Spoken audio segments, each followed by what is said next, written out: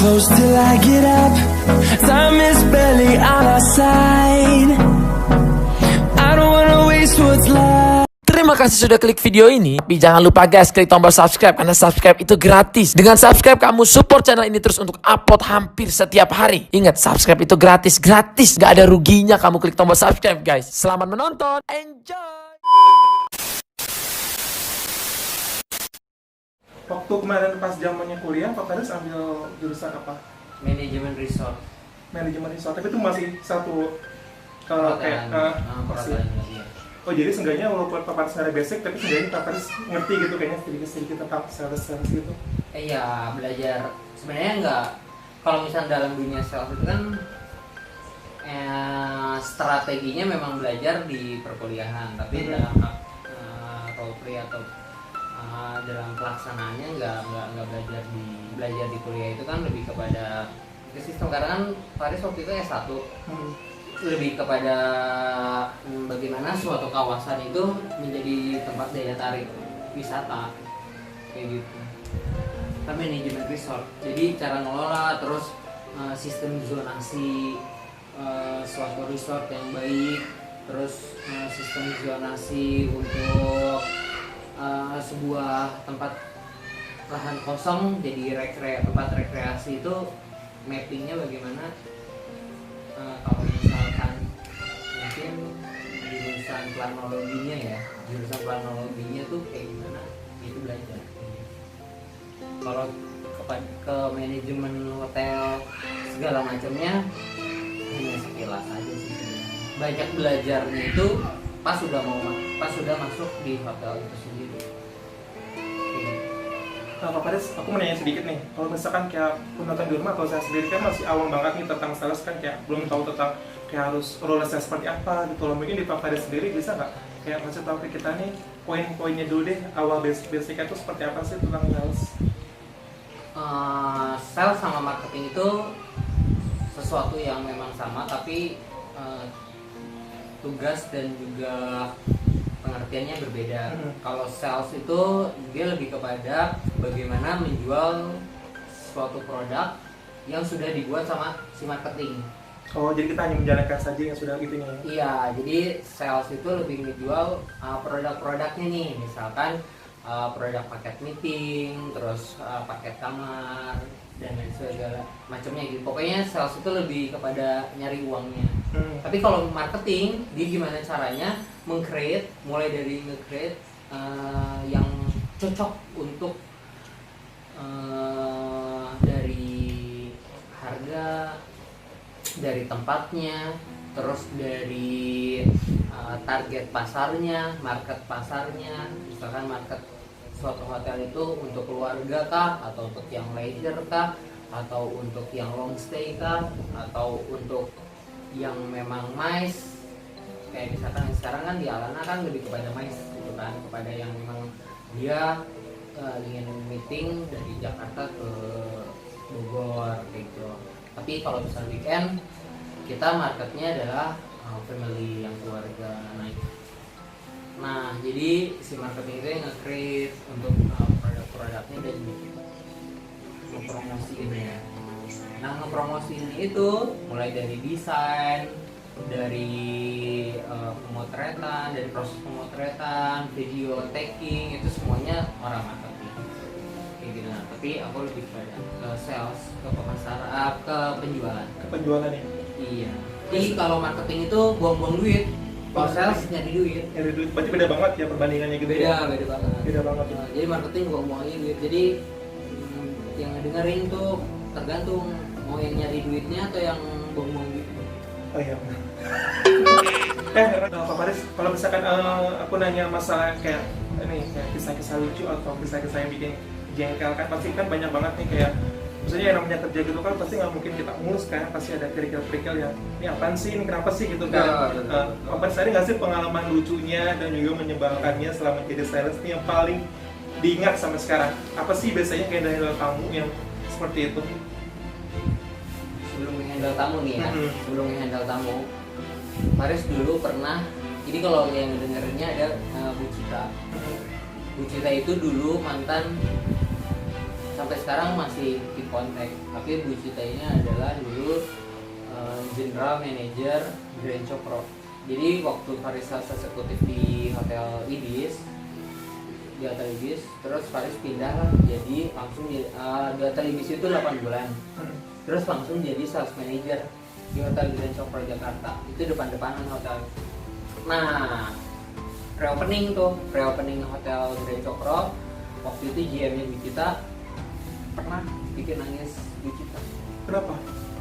Karena Bu Cita itu orangnya, beliau ingin di saat kita disuruh sama beliau kita tuh mengerjakan. Tapi anggapan kita dulu beliau itu kan ingin report. Nah, tapi anggapan kita report itu di akhir minggu kan. Biasanya. Nah, tapi sore-sore kita dikumpulin, mana reportnya? Kita belum kerjain. Langsung dia ngelempar HP, terus langsung dia. Dari situlah aku belajar untuk bagaimana kita tuh menjadi seseorang yang ingin sukses itu emang apa yang kita kerjakan, apa yang kita diperintahkan emang harus kita kerjakan dan kita harus punya target kapan terselesaikan. Seharusnya seperti itu ya. Iya. Cuma yang nggak ngerjakan itu nggak cuma Pak Faris saja, karena mungkin ada beberapa orang juga. Iya, waktu itu aku sama Nana.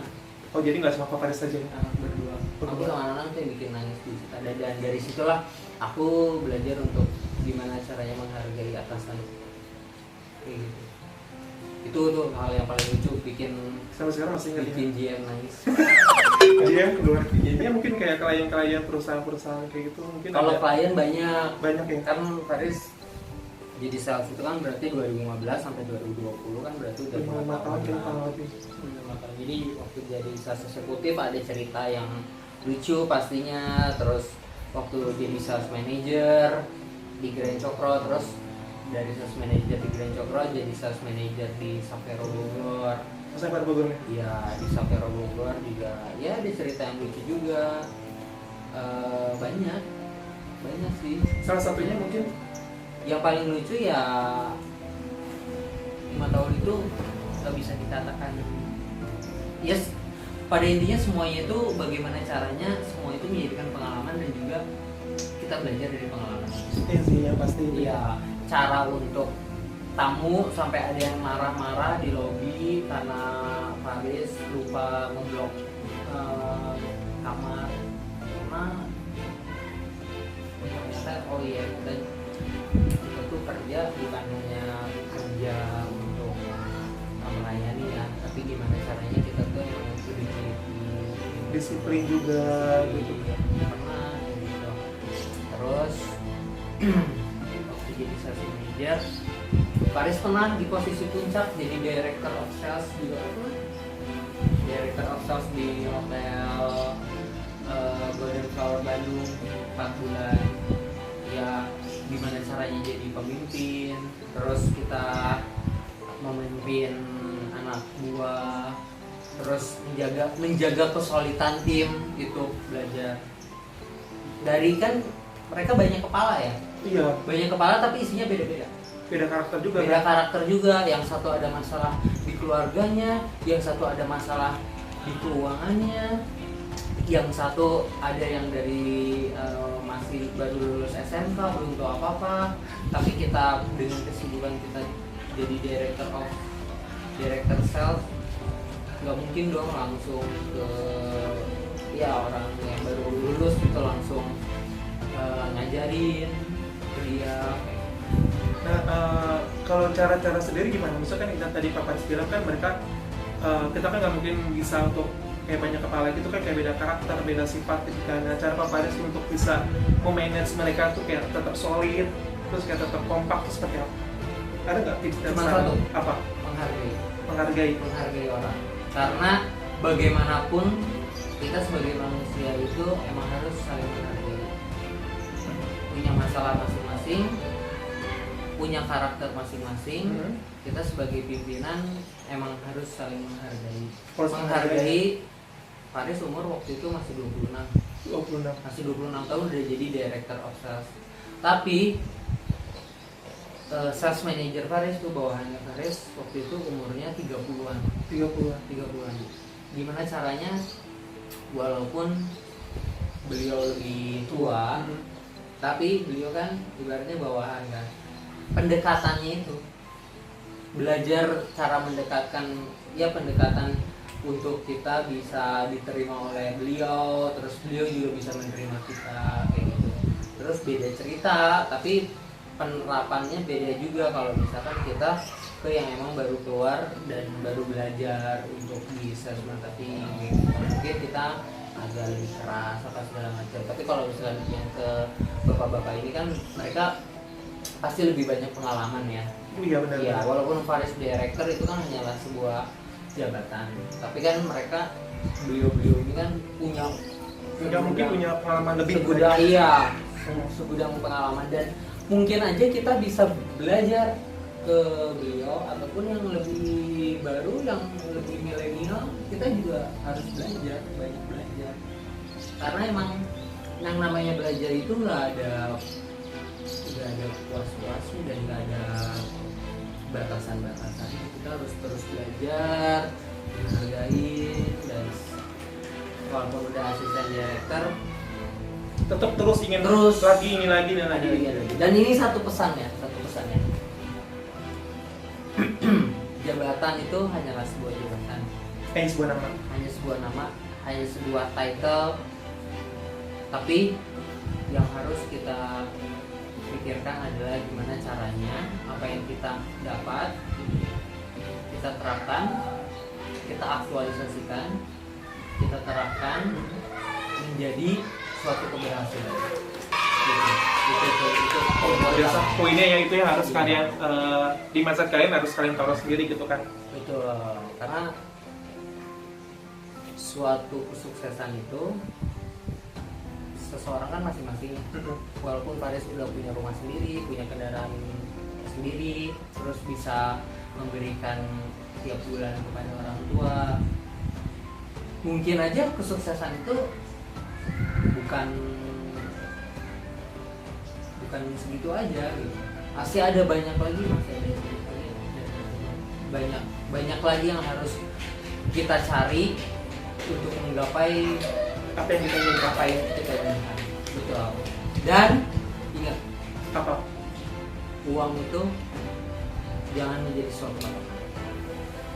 Uang itu bukan jadi satu apa kan? Jangan pernah. Kok cuma digaji segini? Jadi tolak ukurnya apa sebagai apa? Suatu proses. Suatu proses. Jadi gimana caranya kita untuk awal mula nih? Gimana kita caranya untuk interview, datang dan diterima, itu kan suatu proses. Iya betul. Itu adalah suatu nilai yang nggak bisa didapat dan nggak bisa dibayar oleh orang. Dari sales eksekutif terus jadi director of sales, terus sekarang Faris jadi asisten director of sales, mundur apa ibaratnya turun gitu. Ya itu adalah suatu proses. Gaji berapapun, nilainya berapa, mungkin sekarang udah 2 digit atau 2 digit udah ibaratnya udah punya ada saham atau usaha kayak gitu, uang nilai itu nggak ada apa-apanya. Tapi proses untuk menggapai dan juga mencapai apa yang kita inginkan itu sungguh luar biasa. Luar biasa ya. Luar biasa banget. Gak ada yang bisa bayar sekali. Kalau misalkan aku tanya Pak Faris, dalam waktu 2 tahun, 5 tahun depan, apa yang akan Pak Faris lakukan? Kalau misalkan Pak Faris sudah mendapatkan apa yang Pak Faris mau nih, mungkin selama 3 tahun atau 5 tahun ke depan, apa yang Pak Faris inginkan? Intinya sih balik lagi ke Bandung sama orang tua. Jadi kayak intinya tuh kayak kita mau kerja kemanapun, mau jauh semanapun, pasti akan baik juga tuh. Balik lagi ke orang tua. Balik ke orang tua. Balik ke orang tua. Kalau sekarang mungkin kita hanya bisa video call, terus mungkin cuma sebulan atau 2 bulan sekali ke Bandung untuk Kayak sekedar ketemu, ya, ngobrol gitu ya. ketemu ngobrol sehari 2 hari, terus kita kerja lagi ke Bogor karena kan orang tua di Bandung kan, kumpul sama keluarga. Dan memang pengennya itu ya udah quality time sama keluarga aja. Kalau kita Iya, memang keluarga itu nomor 1. keluarga nomor 1, iya. Jadi kan maksudnya kayak kita kerja untuk siapa sih Pak Paris gitu kan? Betul, Kita karena kerja untuk keluarga. ngerasa punya gaji ngasih ke orang tua, punya gaji ngasih ke orang tua, punya gaji kasih ke orang tua. Ibaratnya itu kan cuma ngasih ya. Sebenarnya orang tua tuh mungkin nggak perlu banget tuh uang yang kita kasih ya. Cuman kayak kita tuh seneng Iya. kayak ngasih sesuatu ke orang tua gitu. Iya, sesuatu yang orang tua kayak gitu. Ya itu dari dulu sih Paris pengen banget ya itu ngasih orang tua dari hasil jeripaya kita sendiri. Ini juga rumah sejujurnya ini rumah adalah diakadkan untuk kado ulang tahun mama aku. Karena aku ngerasain gimana dulu bapak dan mama aku tuh rumah ngontrak apa sih? Iya, yang tadi Bapak Paris bilang di Yang awal. aku pernah ceritain ya dulu susah dan akhirnya aku bisa rumah inilah yang pertama kali aku beli dari hasil jeripaya aku sendiri, yaitu supaya orang tua tahu dan ngerasain punya rumah tuh. Sekarang ada tantangan nih Pak Paris. Jadi kan tadi kita sudah sharing-sharing, kita sudah cerita, sekarang ada tantangan sedikit nih. Boleh nggak sih Pak Paris kasih saya sedikit informasi nih, atau teman-teman juga mungkin penasaran, boleh nggak sih gimana sih cara kita untuk cara handle tamu dengan baik dan benar menurut Pak Paris, versi Pak Paris sendiri? Misalkan. Misalnya gitu mungkin ya yang pasti Pilih caranya ya Iya, caranya. iya, Caranya gini loh. Kalau kita ingin menjadi sales yang baik, kita harus tahu apa background dari perusahaan tersebut. Misalkan perusahaan tersebut apakah dari oil and gas atau dari banking atau apa. Nah, cara untuk atau dari pemerintahan. Nah, cara untuk ngehandle masing-masing karakter itu beda-beda. Kalau misalkan pemerintahan itu kan kita lebih slow lah ya, kita bisa jadi kayak teman gitu. Tapi kalau misalnya kita udah ketemu sama orang yang oil and gas, kita udah ketemu sama banking, itu kita harus emang benar-benar B2B, business to business, yang emang kita profesional banget kayak gitu kan. Nah kebetulan Faris emang backgroundnya dari awal sales oil and gas, jadi emang kita harus profesional yang handle apa sih kemauan dari tamu tersebut. Jadi kita harus tahu tuh apa yang diharapkan oleh tamu tersebut. Nah setelah kita tahu apa yang diharapkan oleh tamu tersebut, kita memberikan lebih dari yang diharapkan oleh tamu tersebut. Itu poin kepuasan tamu itu. Makanya jadi salah satu sukses itu.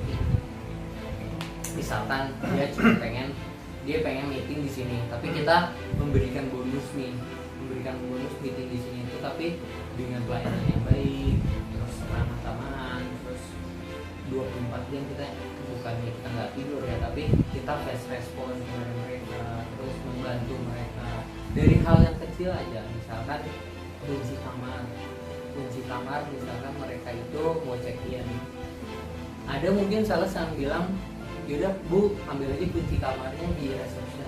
Nah tapi kalau kita sebagai sales yang benar, kita yang ambilin kuncinya terus kasihin ke tamunya, Bu daripada ibu naik turun ke resepsi, ini kunci kamarnya benar-benar kita harus nge-handle benar.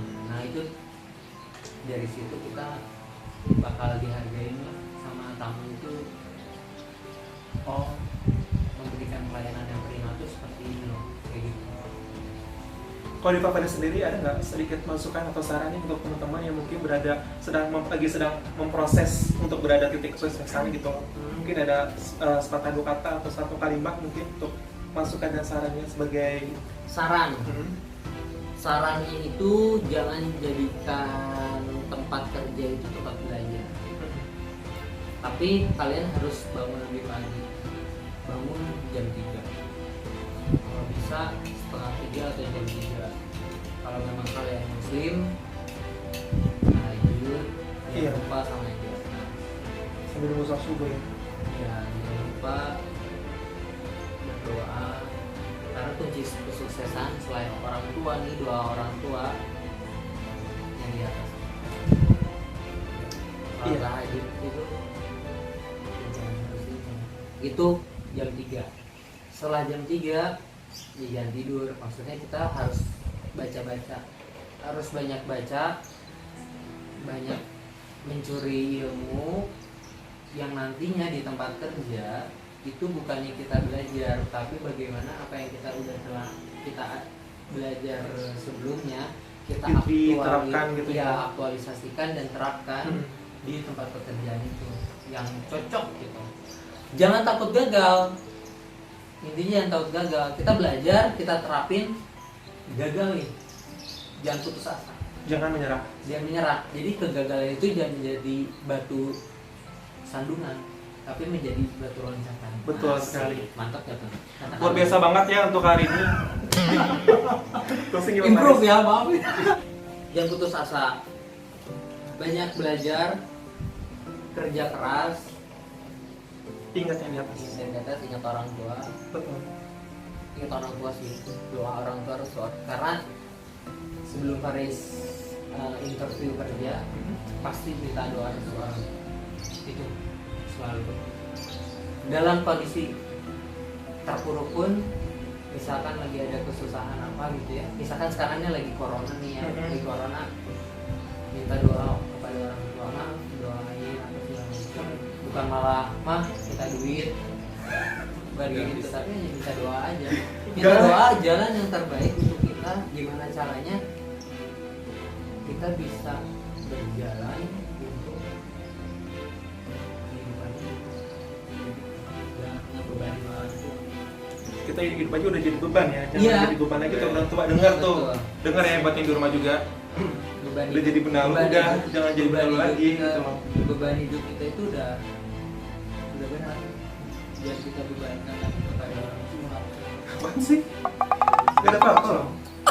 Alhamdulillah banget nih pada hari ini sangat spesial banget karena kenapa? Karena tadi kita sudah mendengarkan sedikit sharing dan serta masukan juga dari Pak Faris. Pokoknya sebelumnya thank you banget untuk waktunya yang sudah hadir di sini pastinya untuk menemani kita yang lagi ada di rumah aja. Dan untuk semua teman-teman, pokoknya apapun yang tadi Pak Faris sampaikan, tolong diambil positifnya dan buang negatifnya. Pokoknya apapun yang kalian kerjakan sekarang, prosesnya sekarang, saya harap kalian bisa terus semangat pastinya dan selalu memberikan terbaik untuk diri kalian dan juga untuk orang-orang di sekeliling kalian.